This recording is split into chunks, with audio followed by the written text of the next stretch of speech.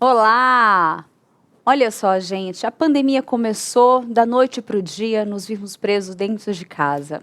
E aí, nesse momento de estarmos dentro de casa, percebendo que não teríamos aulas, creches estariam fechadas, alguns trabalhando remotamente, e aí nós cedemos às telinhas do computador, do celular, da televisão, nos entregamos a essas telas. E aí, de algum jeito, né, nós acabamos cedendo isso para os nossos filhos. Não tinha previsão de retorno, as aulas eram remotas, todas na frente de uma tela. E aí, atividades físicas também não, em alguns lugares com certas restrições. Todos nós passamos a viver, passar assim, a estar mais... Opa, tá dando delay o fone. Todos nós passamos mais e mais tempo na frente de uma telinha. Quando nós percebemos, não sei se era tarde demais ou se ainda dá tempo, mas o importante é quando nós percebemos, quando alguns pais perceberam a necessidade de fazer algo que tirasse os seus pequenos da frente da tela, ou a necessidade de fazer algo que os tirassem também da frente de uma tela. E aí, o tema de hoje é nossos filhos e nós, eu acrescento, presos na telinha. E para falar desse tema, eu estarei com ele, com o nosso reverendo Leonardo Campanha, que já está sentadinho ali, aguardando a primeira pergunta. Boa tarde, pastor, tudo bem? Boa tarde, Tainá, tudo bem? Mais uma vez estamos aí, né? Tratar de assuntos importantes para a vida prática do crente, né? Exatamente, pastor. E a primeira pergunta, né? Essa é uma situação que eu falei, mas é uma situação muito real, muito presente nos nossos dias. Podemos dizer que nós tivemos vários fatores que colaborassem para que a utilização desse aparelho fosse maior. Lá em casa eu tenho 2 adolescentes e a aula é online, logo cedo, aí à tarde também online, aí acaba emendando um vídeo no outro, e quando vê, né, os livros na prateleira e o celular em mãos. Pastor, como que a gente pode tratar ou analisar, antes da gente aprofundar ainda mais nessa questão, de uma forma com misericórdia, né? Analisando esses fatores que colaboraram para que talvez, eu posso usar a palavra vício? Esse vício ou esse tempo que gastamos a mais com esses eletrônicos, né? As telinhas ali. Como que a gente pode analisar essa questão? Acho que a gente tem que colocar o primeiro fator, que o onisciente é Deus e não nós. Então, uma vez que nós não sabíamos quanto tempo ia durar a pandemia, né? A gente precisa primeiro levar em consideração isso. Porque normalmente quando a gente pensa em algo durando pouco tempo, a gente acaba fazendo umas exceções. Igual você pegar férias. Você vai para as férias, você deixa a criança comer mais doce, você deixa ela tomar mais sorvete. Exatamente. Né? Por quê? Porque você deixa dormir até mais tarde, deixa tomar menos banho, sei lá, né? Eram coisas que eu gostava de fazer na infância, comer mais doce e tomar menos banho, né? Ó, tem gente aqui no estúdio rindo, hein? Porque Concordando. Porque é que eles fazem isso até hoje, deve ser, né? Mas brincadeiras à parte, a gente tem que colocar as coisas dentro do seu devido local, no seu devido espaço e tempo. Por que isso? Porque é muito fácil você ser crítico de obra pronta, é muito fácil ser comentarista de jogo que já aconteceu, né? Então é muito fácil a gente fazer uma análise dura com as coisas depois que elas aconteceram. Então a gente tem que, em primeiro lugar, considerar, a gente nessa série sobre tecnologia, agora que essa série está disponível no IPP Play, né? Você pode... Então vai poder ver os outros episódios que a gente falou sobre tecnologia. A tecnologia em si ela não é ruim, né? Como diria lá no interior, a brincadeira que eu faço, né? Tudo que é demais é excesso. O problema não é a tecnologia em si, mas o uso que a gente dá dela e a intensidade, a quantidade de tempo que a gente passa com ela. A tecnologia ela é uma bênção de Deus, resultado da graça comum, né? A gente desenvolvendo tecnologia para o benefício da humanidade, e isso pode ser usado do jeito bom ou do jeito ruim. Então, eu, por exemplo, sou muito grato à existência da tecnologia, porque se a tecnologia não existisse na maneira como ela existe hoje, eu não teria concluído o seminário. Né? Então, no meu último ano de seminário, Pode falar. Não, eu ia falar, as pessoas não estariam acompanhando a Não IPPTV. estaria acompanhando o IPPTV e Olha coisas só. do tipo, né? Então, estaria trancado em casa, né? Com mais tédio ainda, né? Mas, então, quando eu penso nisso, quando começou a restrição aqui na cidade de São Paulo, eu lembro que a gente falou assim, isso aí deve durar umas 2 semanas. Lembro disso. Né? Então, assim, a primeira semana, o seminário tomou a decisão assim, a primeira semana vai ser sem aulas, porque a gente vai adequar a tecnologia, porque talvez a gente não sabe quanto tempo vai durar, mas acho que 1 mês, vamos ver e tal. Resumindo, eu concluí o curso à distância, né? Os últimos, ainda bem que faltavam poucas matérias, porque depois, com o tempo, no começo é novidade. Então você mantém o mesmo pique, né? Mas vai passando o tempo, você começa a ficar entediado de ficar em casa, de ficar vendo aula online, de ficar, né, só naquele esquema ali, da saudade das pessoas, de você estar presencialmente, igual a gente está aqui, da saudade. Exatamente. Isso faz falta, porque Deus nos fez como seres relacionais, né? Então a gente tem que considerar que a gente não sabia quanto tempo ia durar. E às vezes a gente estava achando que era como se fosse um período de férias.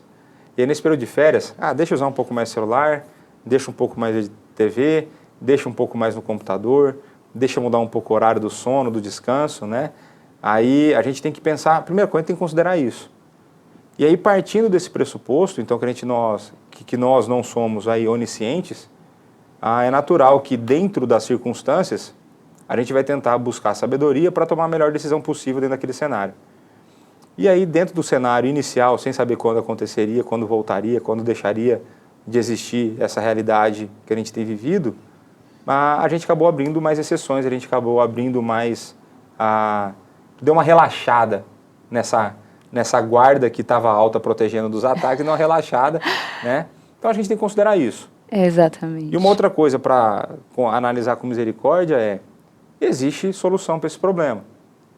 Essa é boa né? notícia, eu acho, então, assim, né? Então, assim, sempre aquela ideia de má nova e boa nova, né? Então, assim, existe a solução.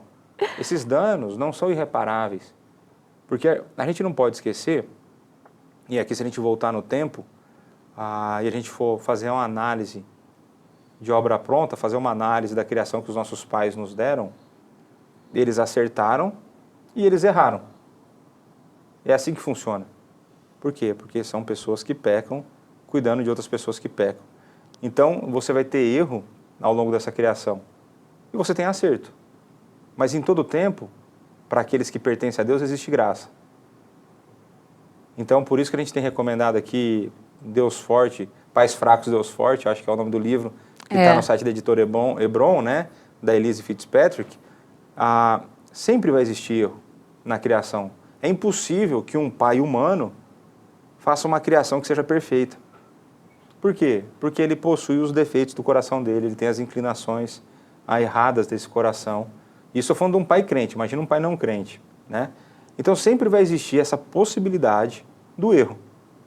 Entre erros e acertos, em todos esses tempos, em todos esses momentos, a graça de Deus está ali. Porque ela, por exemplo, que foi a graça de Deus que me preservou ao longo da minha vida, ao longo das minhas insanidades, ao longo das coisas que eu fiz escondido dos meus pais.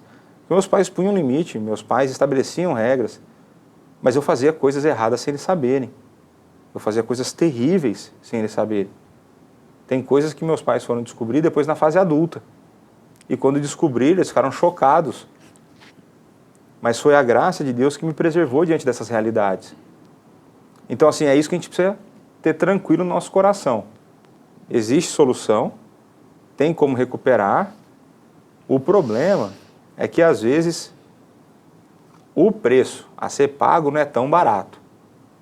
Às vezes é um processo que vai demandar esforço e isso vai ter um custo. Né? E esse custo, às vezes, não vai ser tão em conta quanto a gente gostaria. Exatamente. Mas tem como a gente trabalhar com isso aí. Né? Muito bom. E aí já vou responder a Delva aqui, que ela colocou o seguinte: fico agoniada quando vejo meus netos em frente à TV o dia todo. Se deixar, né? Se deixar, eles ficam, não tem limite ali. E aí é isso. Para a gente continuar esse bate-papo, eu separei um trechinho de um vídeo no programa da antiga Rádio Pinheiros, né? Quando ainda era Lídia Dickel lá, juntamente com o Marcos Mello, em que eles falam um pouquinho sobre essa questão da tecnologia. Então vamos ver ali um trechinho. Sim, eu acho que a gente precisa aprender a usar o celular com sabedoria. Tem outro versículo de Provérbios muito bonito, né, que diz que o coração do sábio adquire o conhecimento e o ouvido dos sábios procura o saber. Então a gente deve estar sempre procurando conhecimento, procurando saber. O celular nos proporciona isso, nos ajuda nisso, mas a gente precisa aprender a usá-lo com sabedoria e precisa entender biblicamente quando isso se torna realmente um hábito escravizador na nossa vida. Olha só, o Marcos, eu peguei um trechinho ali que ele fala da questão da gente saber usar com sabedoria mesmo, né? Ele cita Provérbios ali, ele lembra de Provérbios, que é a questão da gente ter também essa ciência, né? Noção do espaço, do tempo. Eu acho que nós somos levados muitas vezes ali, eu falo por mim, às vezes eu falo, só vou ver uma coisinha, e quando eu vejo o bolo que eu ia fazer, as coisas que eu ia organizar ali no armário, ou tudo que eu ia fazer, eu olho e falo, o tempo está curto, porque aqueles segundinhos, minutinhos, acho que já deram até 1 hora. E eu fico triste quando isso acontece. Acho que tem duas coisas interessantes, né? Primeiro, quando o Marcos fala de sabedoria, a vida cristã ela tem que ser pautada também pela sabedoria. É. Né? E a sabedoria em tudo, né? Não é só no uso da tecnologia. Exatamente. E aí uma coisa interessante é porque se a nossa vida tem que ser pautada na sabedoria, aí vai falar que o princípio da sabedoria é o temor a Deus, Tiago também vai dizer para a gente que a sabedoria é algo que a gente pede a Deus e Ele dá liberalmente. É algo que Deus dá com liberalidade. Então, assim, é só a gente pedir que a gente recebe, né? Seria tão bom se a gente pedisse mais sabedoria, né? Eu acho que, eu ia falar assim, tem tanta gente precisando, né? Eu também. Né? Tá lá na minha lista, lá eu peço semanalmente para Deus me dar mais sabedoria, né? Uma outra coisa importante, Tainá, que você colocou nessa questão de que os poucos minutos viram muitos. Teve uma aula no seminário, um professor chamado Hermes Tenmaia. Eu gosto desse exemplo. Esse exemplo é bom, né? É. Ele pegou lá e, normalmente, seminarista reclama, né? Seminarista é um ser reclamão. Acho que é por isso que Deus faz a gente sofrer tanto, porque a gente reclama demais, né? Pra gente aprender a parar de reclamar e confiar nele, né? Mas uma das coisas que o seminarista reclama é que tem muita coisa para ler, muita coisa para estudar e pouco tempo para fazer essas coisas. E esse professor, né, que é um pastor, ele começou a pôr no quadro as atividades essenciais do nosso dia e quanto tempo a gente gastava ou não para fazer essas coisas. E ele começou assim, quantas horas de sono vocês têm por noite? 6 horas, né, quando estava com pouca coisa, estava dando para dormir 6 horas, às vezes dava que dormir menos. Falei, vamos colocar 8 horas de sono? Aí colocava 8 horas. Aí falou assim, quanto tempo vocês gastam para comer? Meia hora? Mas vamos pôr que você lava a louça, você faz isso, faz a comida, 2 horas. Tá bom, tá bom. Quanto tempo vocês têm de aula? Aí foi fazendo essa conta. Quando ele terminou o dia, né, quando ele terminou a conta, ele falou assim, tá sobrando de 4 a 6 horas no dia de vocês. E isso que eu já estava considerando estudo, já estava considerando isso. Assim, vocês estão jogando tempo no lixo e vocês não sabem onde vocês estão jogando. E aí eu tenho certeza que parte desse tempo a gente joga no lixo através da tecnologia. E não, olha aqui, não que não possa usar, não que não tenha que ter tempo de lazer, não é esse o ponto. O ponto é que, imagina você 6 horas de estudo a mais no seu dia. A diferença que não daria. Muita diferença. Né? Com 2 horas a mais no dia já daria uma grande diferença. Mas o ponto é que a gente se perde nesse uso. Né? A gente se perde nesse uso. Por isso que existem alguns programas que ajudam a controlar quanto tempo você fica em cada aplicativo. Solta a notificação, você está usando demais. Eu adotei algumas coisas. Então, assim, tem algumas coisas interessantes que dá para usar, né? Mas só para falar que é importante ter sabedoria, é importante saber que a gente normalmente desperdiça tempo. Porque a gente fala assim, não, o tempo passa rápido. A vida está muito corrida. É porque a gente está jogando também muita coisa no lixo, né? Muito bom. Quando a gente apresenta um problema, a gente sempre fala que existe algo que vai nos afetar, né? Uma questão, uso em excesso, quais são as consequências, né? Em que isso nos afeta? Mas tudo bem, vamos lá. Eu sou adolescente, não tenho compromissos, não tenho trabalho, meus estudos estão em dia, eu sou inteligente, fiz lá minhas tarefas em meia hora. Beleza.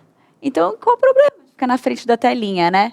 E antes de responder isso, para a gente pensar quais são os possíveis problemas, Um outro ponto que eu acho que a gente podia tentar abordar dentro disso também seria a questão do letramento, né? Tá.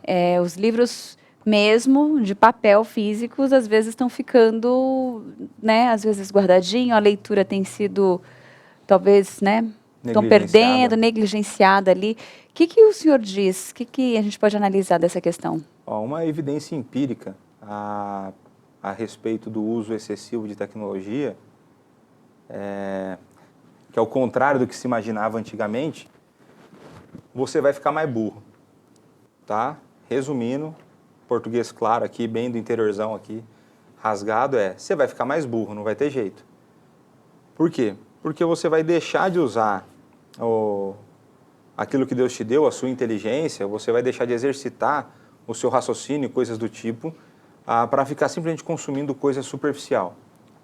Já pronta, mastigada ali, assim. Por exemplo, eu estava falando com os adolescentes no sábado agora. Qual é a rede social hoje que as pessoas mais expressam a sua opinião? Não onde ela mostra a sua vida. Tá, o Instagram mostra a vida, opinião no Twitter. Twitter. É ali onde tem a maior quantidade, tanto é que uma das polêmicas recentes foi quando excluíram o Trump, né? O líder político mais seguido, excluíram a conta dele, porque lá ele se expressava. Exatamente. Né? Então, assim, eu não estou entrando no mérito, né? Só estou falando assim, que é um canal, uma rede, que as pessoas usam para expressar suas ideias. Antigamente, o Twitter tinha uma restrição de 140 caracteres. Exatamente. Agora eu não sei quantas são, eu sei que são mais do que 140. A minha pergunta e eu falei isso para os adolescentes e eles chegaram à conclusão correta. É possível eu expressar algum raciocínio com algum tipo de profundidade em 200 caracteres? É muito difícil. Para mim não é possível. Quase impossível. Um pensamento profundo.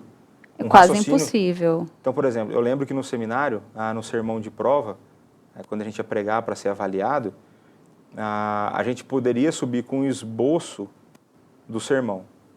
O esboço poderia ter 1.500 caracteres, contando espaço. Com 1.500 caracteres não dá para escrever nada. Né? Um sermão, normalmente, quando eu escrevo bonitinho, eu vou pregar, um sermão que eu gosto é na faixa de 8 páginas. Então, não dá. Ou seja, a gente está falando de cada vez mais uma comunicação superficial que demanda menos raciocínio. Por isso que é tão fácil conduzir a geração atual a pensamentos errados. Porque eles não pensam. Né? Por quê? Porque as pessoas não pensam hoje em dia. E assim, eu estou falando aqui tranquilo, pode me criticar aí, mas é fato. Você colocar lá os fatos, as pessoas não conseguem fazer as conexões. Por quê? Porque você vai se alimentar, em termos de informação e de ideias, num Twitter da vida. Ou no Facebook com textão. Também não dá. Aí você vai gastar outra parte do seu tempo no Instagram, vendo, teoricamente, a vida perfeita dos outros. A gente já falou disso em outro programa. E aí depois, quando você se estressou com as ideias, você cansou de ver a vida dos outros e a sua vida é um lixo, aí você vai jogar, por exemplo. Qual que é o resultado disso? É burrice. Assim, não tem outra coisa, né? Às vezes eu fico triste de eu chegar para conversar com algum adolescente e é difícil eles conectarem ideias. O raciocínio? O raciocínio, você pegar conduzir uma conversa. Estabelecer uma conversa lógica, que você apresente fatos, que ele saiba se expressar. Às vezes não sabe se expressar, ele até sabe o que ele sente, ele não sabe a palavra que ele usa para falar aquilo, por falta de vocabulário. E aí entra na ideia do letramento que você falou. Ou seja, quanto mais superficial é o tipo de conteúdo que eu acesso, mais raso vai ser a minha maneira de expressar. Então, por isso que você quer melhorar a sua forma de escrever, você quer melhorar a sua forma de comunicar, o que você tem que fazer? Você tem que ler. Né? Então, quanto mais você lê, e aqui eu não estou falando que todo mundo tem que ler não sei quantas mil páginas, não é nada disso. Tá? O ponto é que nós, como brasileiros, normalmente lemos pouco. Eu quero que você que está em casa escreva aí no bate-papo quantos livros você leu ano passado acima de 100 páginas. Nem estou pedindo livro grande. 100 páginas ainda é livreto. Quantos livros, e porque os livros nossos vêm com as letras desse tamanho assim, ó, né? Quantos livros você leu ano passado com acima de 100 páginas. E aqui não é uma questão de arrogância, não é nada disso. São coisas que vão ser usadas para transformar a sua vida, a sua maneira de pensar, né? Então a gente precisa olhar para essa realidade e ver que o uso excessivo de tecnologia vai contribuir negativamente para a existência da pessoa. É possível você usar a tecnologia para aprofundar seus conhecimentos. Tanto é que essa era uma tese muito defendida quando a tecnologia começou a ser impulsionada. Assim, vai chegar uma época que a geração vai ser tão inteligente, vai ter tanta informação. E a conclusão que chegaram é que nós temos hoje a primeira geração que o QI dos filhos é menor do que dos pais. Meu Deus. Esse aí foi feita uma pesquisa feita lá num país nórdico, eu não lembro assim exatamente, mas tem um documentário aí, também não vou falar do documentário, senão vai gerar muita polêmica, mas tem um documentário sobre educação que ele bate nessa tecla. Então você vai ter a primeira geração hoje que os filhos possuem o QI menor que o dos pais. É a primeira vez na história em que a gente tem registro de uma geração que é menos inteligente do que outra. E aí muitos podem falar assim, mas QI não é tão importante. Ruim, então, e se for falar da inteligência emocional, piorou.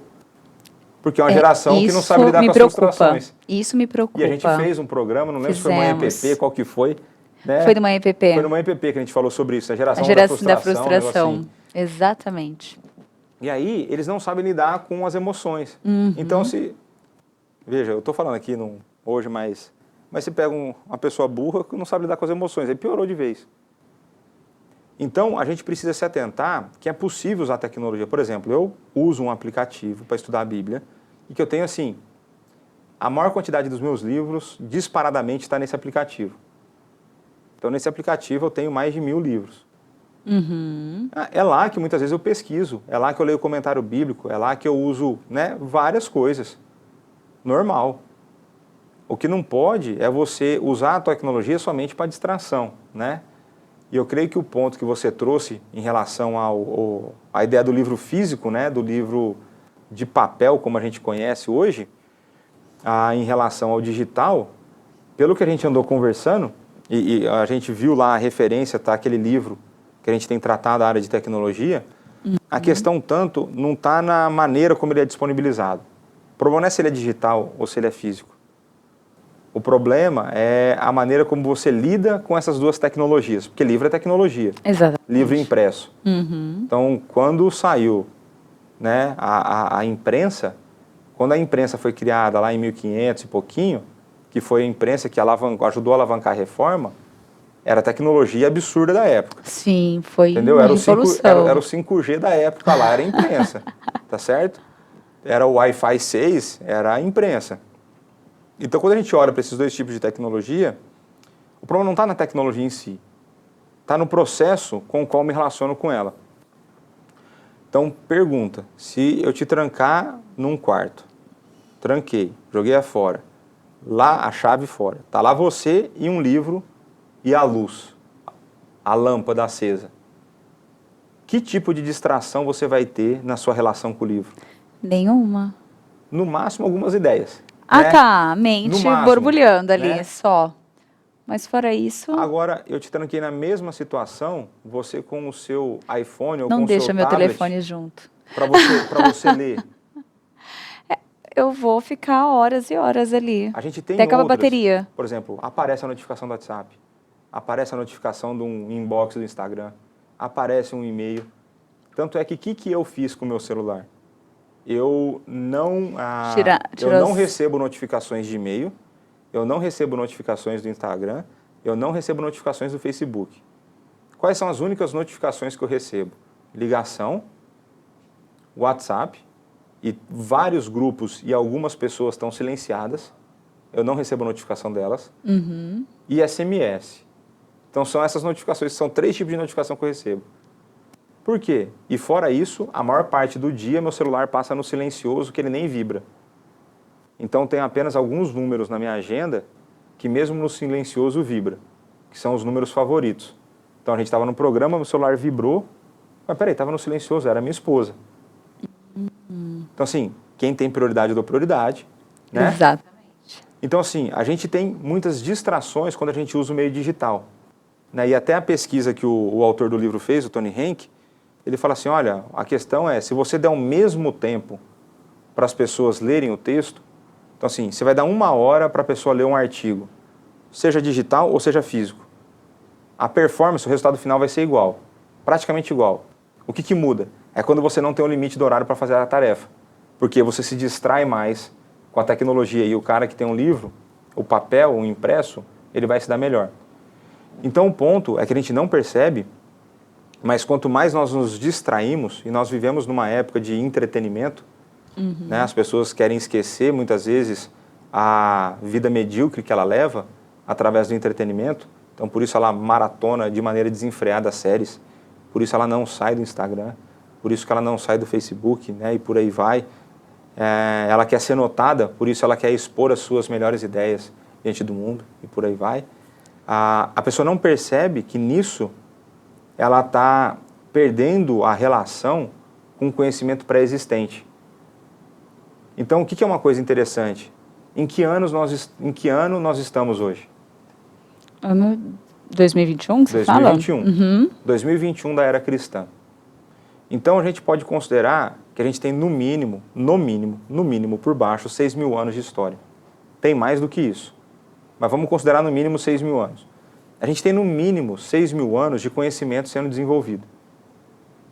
E aí, quando eu me vicio, quando eu me dedico absurdamente a jogos, a rede social, a não sei o quê, eu basicamente me desvinculo desses conteúdos produzidos durante milênios e acho que esses caras que surgiram agora, que não entendem nada da vida, são os caras que vão mudar o mundo.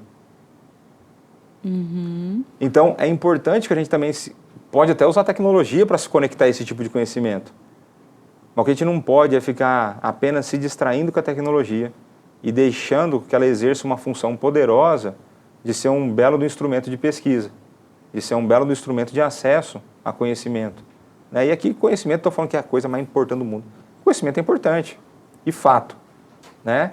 Porque quem tem conhecimento tem um diferencial nessa vida, né? Muito bom.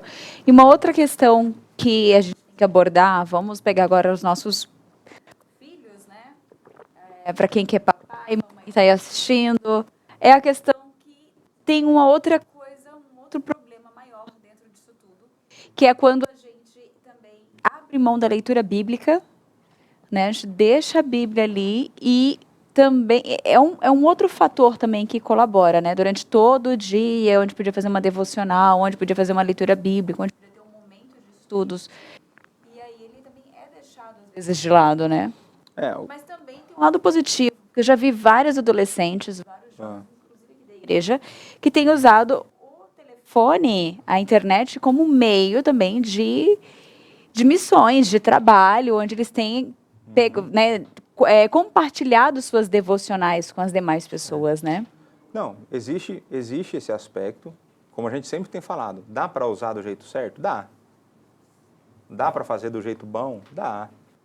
O ponto todo é que a gente vê mais o mau uso do que o bom uso da tecnologia, né? Então, quando a gente começa a partir da resposta anterior, a gente vai ver que essa falta de letramento, esse distanciamento da profundidade da leitura, de você deixar de fazer leituras mais profundas, vai fazer com que as nossas crianças, os nossos adolescentes, os nossos jovens e os nossos adultos tenham uma dificuldade maior de compreender a leitura, a compreender as Escrituras, de entender a Bíblia. E o que é uma coisa importante aí? Quero que você acompanhe comigo o raciocínio. Deus, na sua graça, escolheu se revelar à humanidade. Caso Deus não tivesse escolhido se revelar para a humanidade, a gente não teria contato com Ele. Mas Ele escolheu. Ele, movido pela sua graça, escolheu se revelar para a humanidade. E qual é a maneira que Deus escolheu, então, de se revelar à humanidade? Ele escolheu se revelar à humanidade através de um livro escrito. Ele resolveu perpetuar o conhecimento acerca de si para que eu e você tivéssemos acesso através da escrita. E para isso ele montou a biblioteca mais importante que existe no mundo, que é a Bíblia. A Bíblia é um conjunto de 66 livros. A Bíblia não é um livro só, ela é um conjunto de 66 livros. Então, se aprouve a Deus se revelar à humanidade através da escrita, eu quero que você me responda uma pergunta. Qual é, então, a arte que nós devemos dominar? Será que nós não devemos dominar a leitura e a interpretação de texto? Será que nós não devemos, então, ser bons naquilo, na forma como Deus escolheu se revelar a nós? Simplesmente pelo fato de Deus ter escolhido se revelar a nós através da escrita, já seria motivo suficiente para a gente querer saber ler. Seria motivo suficiente para a gente querer não apenas ler, mas entender as coisas. E aí, por isso, homens guiados por Deus, no período da Reforma, foram os responsáveis pela criação da escola como nós conhecemos hoje, a escola pública. Essa ideia de que todas as pessoas precisam de acesso ao ensino surge na Reforma. Por quê? Porque os reformadores entenderam que é necessário que o ser humano se relacione com Deus individualmente através das Escrituras. Então, por onde a Reforma passou, houve uma alteração na quantidade e na qualidade do ensino. Onde a Reforma chegou, movida pelo Espírito Santo, usando homens que Deus levantou, onde a Reforma chegou, a educação chegou junto, o ensino chegou junto. E com isso as pessoas começaram a ler. E com isso elas entenderam, com isso elas ficaram mais inteligentes, elas começaram a se relacionar melhor e as coisas então evoluíram. Então é importante que a gente entenda isso. É algo essencial na vida cristã. Não tem como ser crente, até tem como, na verdade. Existem algumas situações, pessoas que não vão ter acesso ao ensino, né? Deus com certeza derrama da sua graça e da sua misericórdia, mas em condições normais, pessoas que têm acesso à escola, né? Pessoas que têm acesso ao ensino, essas pessoas precisam se dedicar a isso, porque foi a forma como Deus escolheu conversar conosco, né?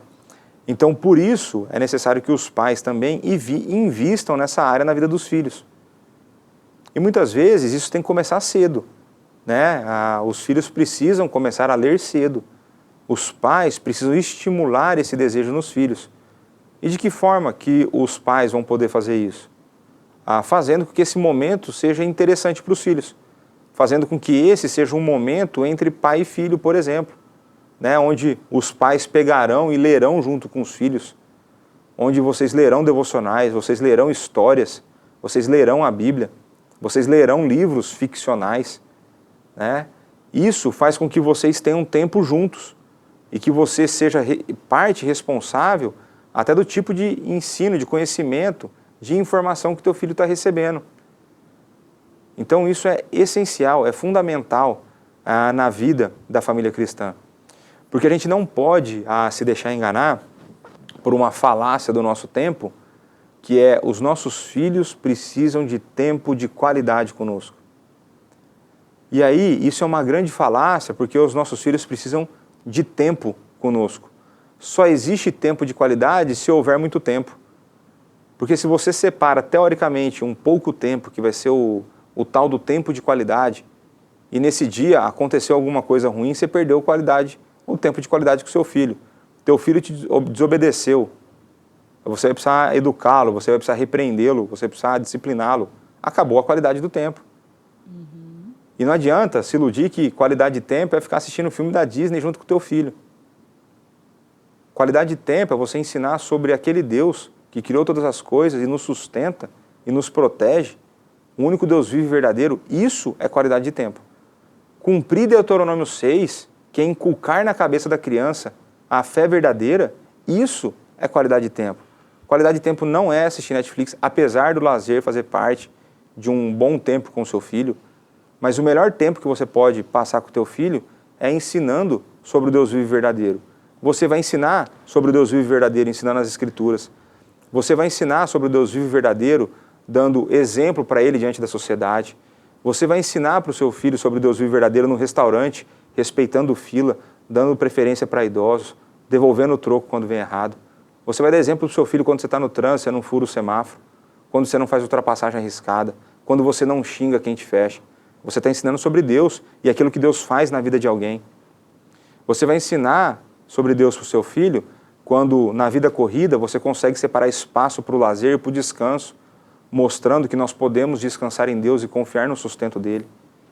Então, nós precisamos investir tempo, né, nos nossos filhos, porque é no lugar onde a gente mais vai investir ali tempo, o nosso melhor empenho, que a gente demonstra as prioridades, né? E aqui eu não estou falando que você tem que ter o mesmo tempo de trabalho, que você tem que ter tempo com o seu filho. Eu só estou falando para não cair na falácia de que tempo de qualidade não demanda muito tempo. Se Deus te deu um filho, Ele confiou a você uma responsabilidade de cuidar daquele que é a herança que Ele deu para você, né? Então, Deus te deu uma grande responsabilidade e você vai precisar contar com a graça de Deus para trabalhar com isso na vida deles. Muito bom.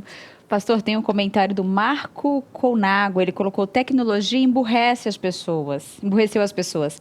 Redação ficou paupérrima, produção de textos quase inexistente, jovens não conseguem conversar por 5 minutos por não ter vocabulário. E sem olhar no celular, né? E não conseguem formar um período. Então, a gente, não foi só o Marcos que comentou, nós tivemos outros comentários também. O Joey, ele colocou que muitas vezes, eu perdi aqui o comentário, mas o Joey colocou que muitas vezes as pessoas ficam preguiçosas para pensar. Então, nós tivemos várias mensagens aqui. Ninguém mais chega à conclusão por si só, né? Então, assim, você, hoje em dia... Ou evitam gerar uma conversa, eu não quero entrar nesse assunto, mas não querem debater, conversar, porque não tem uma opinião formada às vezes. Porque não tem opinião formada, porque não quer lidar com aquele que pensa diferente. Exatamente. Né? Então, porque aí já entra a parte emocional também de não saber lidar. De não saber lidar com isso, né? Exatamente, com as frustrações.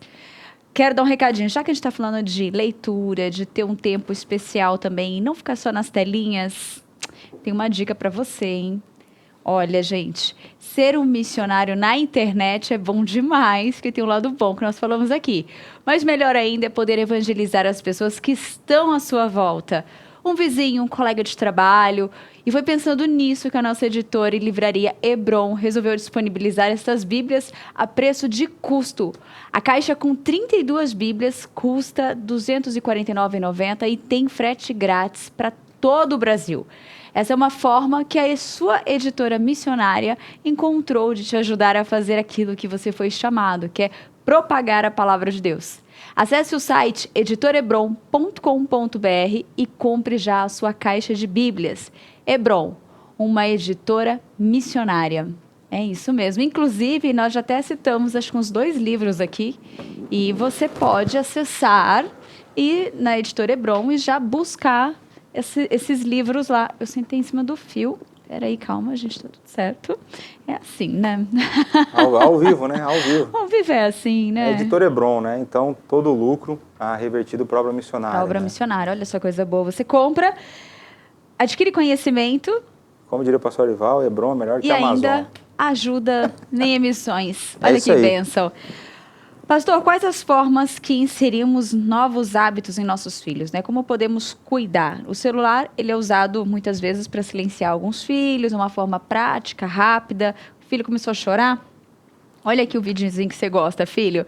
E, claro, como que hoje nós entendendo essa dificuldade, esse sofrimento, e falo, como que eu posso mudar essas situações? O que a gente pode sugerir? É essa hora que eu falei que o custo é alto. Né? O custo é alto, né? Então, assim, não adianta a gente querer pensar em educação de filhos sem pensar em sofrimento, sem pensar em esforço. Pois é. Por quê? Porque vai ter hora que a criança vai ficar chorando e você vai deixar ela chorando. Vai ter hora que ele vai ficar querendo brigar com você porque não quer um negócio e você não vai dar. É fácil? Não. Ninguém gosta de ver uma criança, não gosta nem de ver nem de ouvir a criança chorando e enchendo, né, a paciência quando ela quer alguma coisa, né? E eu lembro aqui, quando eu era criança, que eu era uma criança muito chata, né? Então eu era bastante insistente, né? Bastante perseverante. É uma característica que continuou na minha vida, uma característica que perseverou, né? Eu espero estar usando melhor ela agora do que eu usava na minha infância, mas então a gente precisa olhar para isso e ver que vai ser necessário esforço, vai ser necessário estratégia, né? Esses dias eu estava conversando com um casal de amigos meus com esse dilema. Falei assim, olha, tá difícil porque a gente está vendo que eles perderam aquela coisa de praticar os esportes por conta da pandemia, acabou ficando em casa, acabou tendo mais acesso à tecnologia, porque durante o dia trabalha, durante isso, aquilo, outro, mas a gente viu que, cara, não está sendo legal. A gente viu que muitas vezes eles pararam de ter o tempo conosco, né? Até brinquei, quando a gente ia lá na casa deles, os meninos não saíam de perto, né? Eu ficava provocando os meninos e tal. E aí, eu creio que a gente tem que estabelecer esses momentos, eu gosto muito dessa ideia de pais, os momentos entre pai e filho, né? Porque eu lembro que eu tinha algumas coisas que eu fazia junto com meu pai, né? E quando a gente vê, e não estou falando que, só dar um exemplo, quando, nos Estados Unidos você tem muito aquela questão do pai com o filho com um carro. Então é um projeto do pai com o filho de dar manutenção no carro, restaurar um carro e não sei o quê. Isso faz com que eles gastem tempo juntos, que eles trabalhem juntos e tudo mais. E aí, esse filho desse casal de amigo meu, do amigo nosso, ele está gostando muito de avião. Olha que legal. Então o menino está lá, viciadaço lá em avião. Então ele sabe lá a quantidade de passageiro, tamanho, velocidade, vai sabendo todas as coisas, todos os dados do avião. E aí eu lembrei de uma coisa que eu fiz na infância, que era um quebra-cabeça, só que um quebra-cabeça muito mais legal, que no final ele vira um avião miniatura. Não só o desenho, mas o avião de fato, com roda e tudo mais. E aí eu dei uma sugestão, eu falei, por que não pegar um quebra-cabeça desse, onde ele vem com um manual, onde ele vem com um passo a passo. Essa criança já vai aprender sobre procedimento, como respeitar regras, como respeitar sequências de coisas a serem feitas, a perseverar diante da dificuldade, porque chega uma hora que fica chato, fica difícil montar um negócio. Né? E aí o pai vai estar junto, incentivando. Então a gente tem que começar a resgatar esse tipo de coisa. Os pais precisam investir tempo. E eu não estou falando que os pais que não estão fazendo isso não estão investindo tempo. Eu estou falando que existem outras formas que serão mais interativas e contribuirão mais com o desenvolvimento da criança. Então pensa uma criança aprendendo a seguir procedimentos, a seguir regras, né? A olhar um plano de montagem de um avião e falar assim, olha, eu consigo fazer isso. Se eu fizer dessa maneira, o resultado dá certo, né? Então isso vai servir tudo de instrução para a vida. Então esse é um exemplo de uma coisa que eu pensei na hora, né? Mas a gente pode pensar de outras formas, igual eu falei sobre a leitura. Você buscar livros ficcionais, né? Muitas vezes tem crente que tem receio de ler ficção, porque fala, não, ficção é mentira, é uma história... Não, mas é uma história inventada que passa muitas vezes valores. Então busque uma ficção cristã, por exemplo. Então você vai ter lá o Nárnia. É um grande exemplo. É um grande exemplo de uma leitura ficcional cristã com fundamentos bem claros, com ensinos muito claros. Você vai ter lá o Peregrino, do John Bunyan, um clássico. Né? Você vai ter outros novos agora. Você vai ter até, por exemplo, o Tolkien, quando ele escreve O Senhor dos Anéis, ele é católico, né? Mas ele faz a viagem dele lá. Isso é importante para desenvolver a criatividade, a imaginação. Né? Não sei com quem que eu estava conversando, acho que foi até com esse filho desse nosso amigo, né?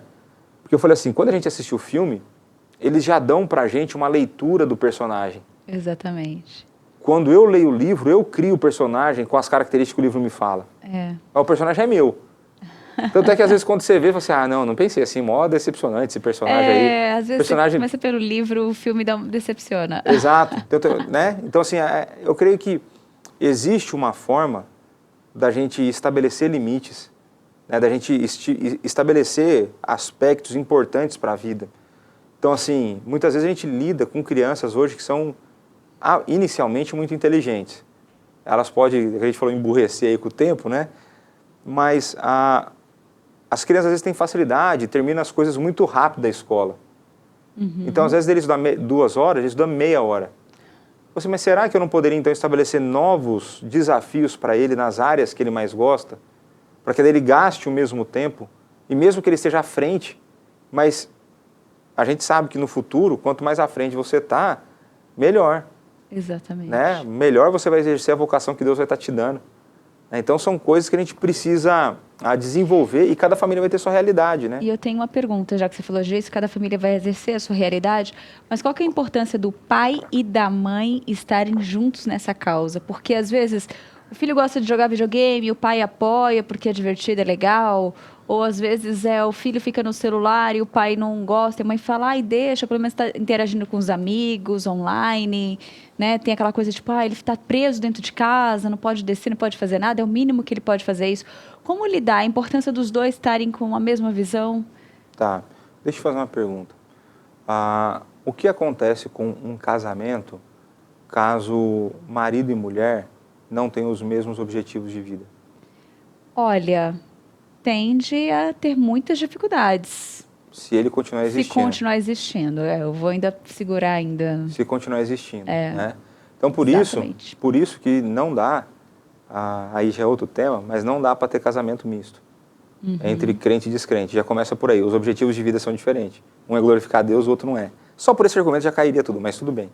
Voltando agora, se um casamento ele provavelmente não se sustentará, se o objetivo de vida dos dois não for o mesmo, assim vai acontecer com a educação do filho. Assim vai acontecer com a educação dos filhos. Se os pais não estiverem unidos, né, e aqui eu não estou falando que precisa concordar em tudo, mas uma coisa que os filhos precisam ver nos pais é coesão e coerência. Eles precisam enxergar que os pais estão unidos no que é melhor para ele. Então eu lembro, meu pai e minha mãe lá dentro, eles não eram cristãos, né, mas dentro da sabedoria que eles tiveram, que Deus deu para eles aí na graça comum na época, um não contrariava a decisão do outro na frente das crianças. Então eles poderiam depois falar assim, acho que você deu bola fora lá. Até poderia falar. Não na frente dos filhos. Não na frente dos filhos. Por quê? Porque o filho, ele é um ser inteligente. Muito. Ainda mais se for pro mal. Estrategistas. Né? Estrategista, exatamente. Então, eu lembro que, às vezes, você pedia algo para a mãe não deixava, você ia tentar com o pai. Exatamente. Ou você tentava com o pai, não deu certo, você ia tentar com a mãe. E lá em casa... Há uma esperança. Exato. Então, você começava com o coração quente, um coração mais duro, dava errado, você tentava com o coração mais mole, né? E aí, lá em casa, a resposta era sempre a mesma, que é o seguinte: se eu comecei com a minha mãe e ela deu negativo pro meu pai falou assim, o que sua mãe falou? Não, o que sua mãe falou?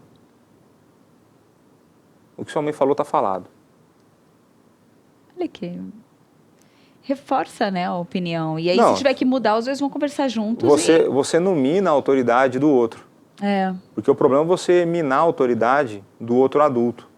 Né? Então, quando você tem um pai que contraria a mãe e a mãe contraria o pai na frente do filho, o filho percebe isso, a hora que ele quiser ele manipula. Né? Tanto é que no livro lá, Futuros Homens, que a gente tem feito a indicação constante aqui do Douglas Wilson, o Douglas Wilson vai trabalhar que existem aspectos do ensino do menino que só o pai pode passar, porque só o pai entende a cabeça do homem. E ele fala assim, e o menino, na hora que ele aprende algumas coisas, ele manipula a mãe, porque ele sabe como controlar a mãe.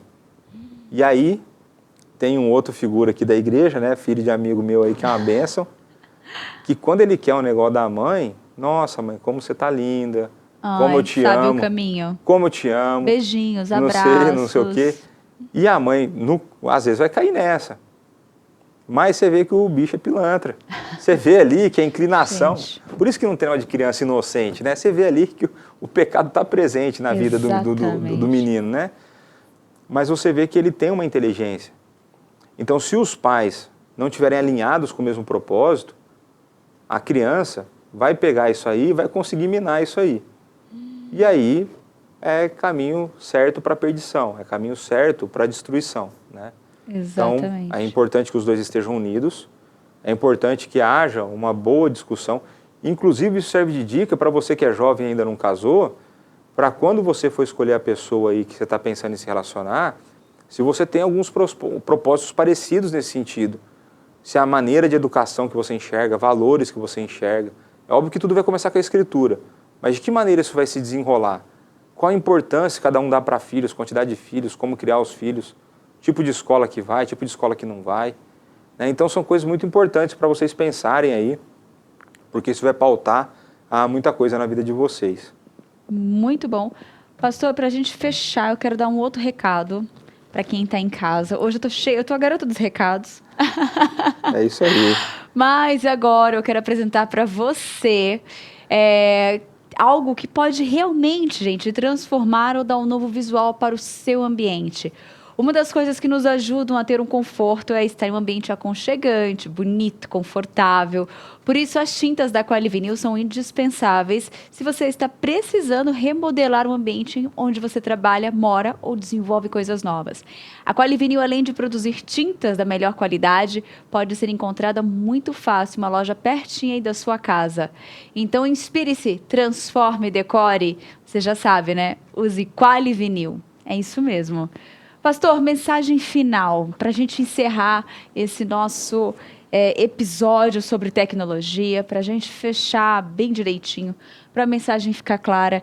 Eu vejo aqui pelos comentários, né, de muitos aqui, todos que estão comentando têm consciência de que, de fato, nós estamos vivendo esse período, têm consciência que, de fato, temos uma geração diferente agora, mas muitas vezes a gente quer realmente entender da melhor forma como tratar isso biblicamente, como resolver essa questão em amor também, né? Não só com a questão da autoridade, o legalismo ali, mandar por mandar apenas, mas fazer de forma sábia, como pais ou irmãos mais velhos, ou a pessoa que está ali no lar, e até mesmo nós mesmos, né? A mudança acontecer em nós. Tá. Muitas vezes demonstrar amor é ensinar autoridade também, né? Muitas vezes é mandar por mandar, porque muitas vezes o pai não precisa ficar dando satisfação para o filho, né? Isso é uma coisa importante. Mas eu creio que a ideia nossa com essa série, e agora você vai ter disponível os outros episódios, é mostrar que a tecnologia em si, ela não é necessariamente boa ou má. Nós precisamos ver, então, o uso que nós damos dela. O que a gente tem trabalhado aqui é para mostrar vários aspectos que nós devemos ter cuidado, várias coisas que são arriscadas para a vida cristã e várias coisas em que ela de fato faz mal. Até biologicamente falando, né, se você fica muito exposto à luz que vem dessa tela, isso afeta a saúde dos olhos, né, isso é uma coisa já comprovada, né, por isso que estão fazendo aí filtro de luz azul, por isso que o celular tem o filtro de luz azul, porque é um tipo de luz que danifica os nossos olhos. Então, a gente precisa entender que existe um espaço para a tecnologia na vida cristã e existe uma maneira de nós usarmos isso de uma forma que glorifique a Deus. Existe forma para isso e que nós devemos, então, buscar sabedoria para isso, né? Então, tanto para nós quanto para os nossos filhos, a ideia de estabelecer limites diários, né? Estabelecer regras. Por exemplo, eu já sei. E aí você precisa também buscar se conhecer, né? Tem uma coisa que eu sei que é terrível para mim, para os meus estudos, é se eu ficar ouvindo música. E não é só quando eu estudo, é em qualquer momento. Porque eu tenho uma memória que muitas vezes vai ficar me trazendo a música o dia inteiro. O dia inteiro essa música fica voltando. Eu estou querendo estudar e eu estou lembrando da música. Estou querendo estudar e estou lembrando da música. Então, normalmente o tipo de música que eu posso ouvir é instrumental, música clássica e tal, isso me ajuda, né? Porque não tem letra, não me complica a vida, né? Mas a gente precisa conhecer o que me estimula no sentido de estimula me distrair. Então, eu sei que se eu entrar na rede social no meio do dia, a minha tendência a conferir várias vezes a rede social ao longo do dia é maior. Então, estabelece um horário para você ver mais tarde, né? Então, a gente precisa conhecer, a gente precisa se conhecer, precisa conhecer os nossos filhos. A gente precisa pôr limite, a gente tem que priorizar o que é importante. Então, por exemplo, o descanso é importante? É importante. O lazer é importante, mas o estudo é importante. A prática da atividade física é importante. Então, a gente precisa ficar atento a essas realidades para, buscando sabedoria em Deus, aplicá-la na nossa vida. Então, a gente já viu em outros programas a maneira de usar as redes sociais para falar sobre Cristo. Tem todos esses aspectos que já foram abordados, né? Mas eu creio que hoje, pegando o nosso tema, eu creio que é a gente começar a limitar o uso da tecnologia e começar a incentivar o uso da leitura, o uso dos estudos. A gente começar a limitar a tecnologia e aumentar o tempo em família. E a gente limitar o uso da tecnologia e priorizar os relacionamentos. Né? A nossa vida, Deus nos fez como seres relacionais. Nós precisamos nos relacionar com outros seres humanos. Né? Então, eu creio que a mensagem final é essa, usar todas as coisas com moderação, com sabedoria, pensando sempre na glória de Deus e sempre pensando que cada um tem uma vida, Deus tem um projeto de vida para cada um, Deus deu uma vocação para cada um e nós, usando ou não a tecnologia, precisamos dar o nosso melhor dentro dessa vocação. Muito bom, pastor. Obrigada por estar aqui com a gente hoje. Deus continue abençoando sua vida. Todos nós. E abençoando, dando entendimento para poder vir aqui e compartilhar com a gente, de que a gente, né, que juntos possamos aprender cada vez mais. Sim. Obrigada. Gente, você que está em casa, calma, não saia. Eu tenho um recado, mais um recado, mas quem vai dar esse recado não sou eu, é o nosso reverendo Mariano Alves, da Junta Missionária de Pinheiros. Olá, graça e paz. Eu quero convidar você nesse nosso vídeo para que você conheça um pouco mais sobre a Junta Missionária de Pinheiros. Criada em 2008, a Junta Missionária de Pinheiros é o braço missionário da Igreja Presbiteriana de Pinheiros. A Junta Missionária de Pinheiros, ao longo dos anos, plantou diversas igrejas no estado de São Paulo, na cidade de São Paulo, e contribuiu com a abertura de campos transculturais em vários países do mundo. Hoje, contamos com cerca de 75 projetos missionários em andamento, 100 missionários entre diretos e parceiros. Estamos com 18 congregações próprias, 15 projetos missionários transculturais e precisamos cada vez mais avançar. E você pode ser esse parceiro.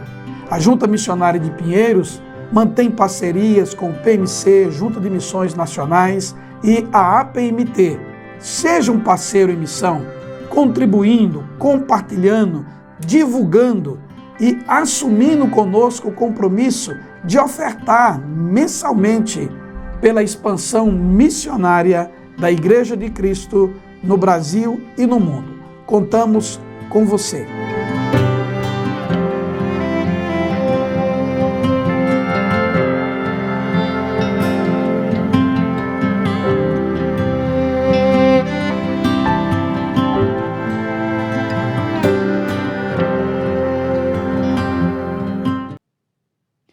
Olha só que bênção, né, gente? Olha, agradeço muito a sua participação, a participação de todos vocês, da Delva, do Rogério, do Joy, todos vocês que estiveram aqui com a gente, que compartilharam mensagens, testemunhos, né? Muito obrigada. Que Deus abençoe sua vida, tá? Grandemente. E, claro, eu espero vocês aqui amanhã, a partir de 1h30. Lembrando que hoje é dia de conexão com Deus. Então, se você ainda não se inscreveu, né? Assista online, participe aqui com a gente. O pastor Léo passando aqui, mas é isso mesmo, gente. E lembrando que tem o canal IPP Play. Acesse lá no YouTube, se inscreva e ative o sininho. Lá tem todas as playlists de todos os programas. Então, se você ficou interessado em se aprofundar sobre esse tema de tecnologia, corre lá no Sempre Juntos. Tem vários programas que nós abordamos esse tema. Um beijo grande, fica com Deus e até amanhã, se Deus quiser, né? Tchau!